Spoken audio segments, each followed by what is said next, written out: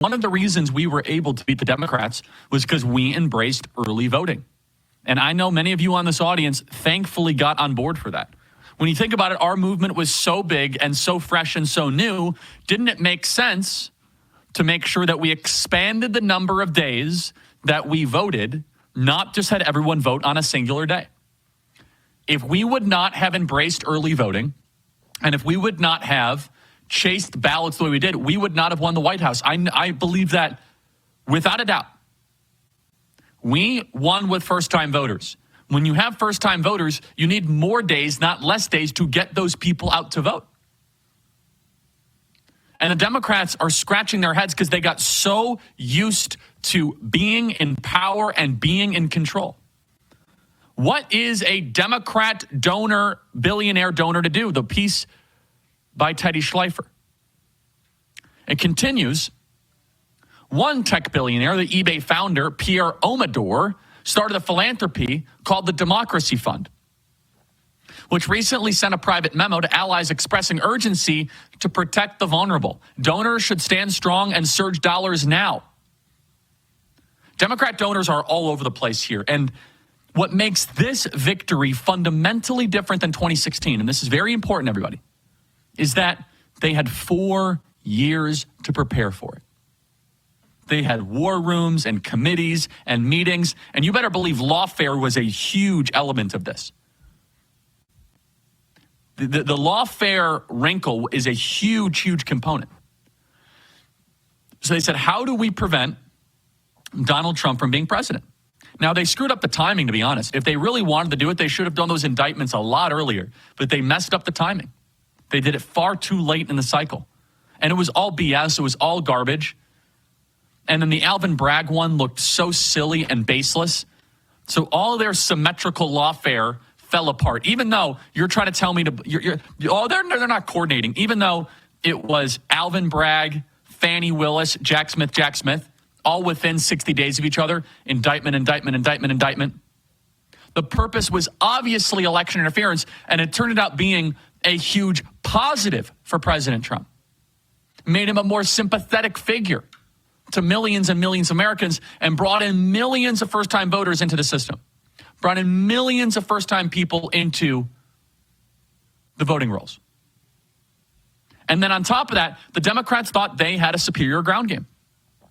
The Democrats were piece after piece, and boy, we should do a whole show on this before the end of the year. We should. Of every article they wrote about Turning Point, saying, oh, Turning Point doesn't have a ground game. Oh, they've outsourced the Turning Point. They're going to lose. They've outsourced to Charlie Kirk. They're going to lose. Turns out our ground game, working with, of course, the Trump campaign, James Blair, Susie Wiles, James Blair, Susie Wiles, the whole team, that our ground game was superior to anything on the left. They were talking about, oh, yeah, we're knocking on 6 million doors, or we're knocking on 8 million doors. Turns out we were actually chasing ballots and putting them into the system. Let me also, and by the way, these numbers are incredible because we're preparing for a very big weekend here at Turning Point. Our 1,000 biggest donors are coming in to Mar-a-Lago this weekend for a major event. And I was running through some of these numbers. And this is worth its own podcast episode. It's worth its own broadcast, which is very simple. Which is, we don't win without the youth vote and first-time voters. If Kamala Harris, this is incredible. I've run all these numbers. If Kamala Harris would have done as well with young voters as Joe Biden did in 2020, she's president. Did you know that?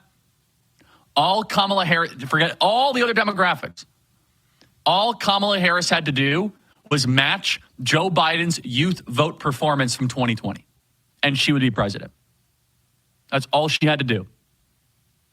On 54, this is how young men decisively moved for Trump. In 2018, young men were Democrat by 19 points. In 2020, Democrat by 15 points. In 2022, by 1 point. In 2024, Republican plus 13 points.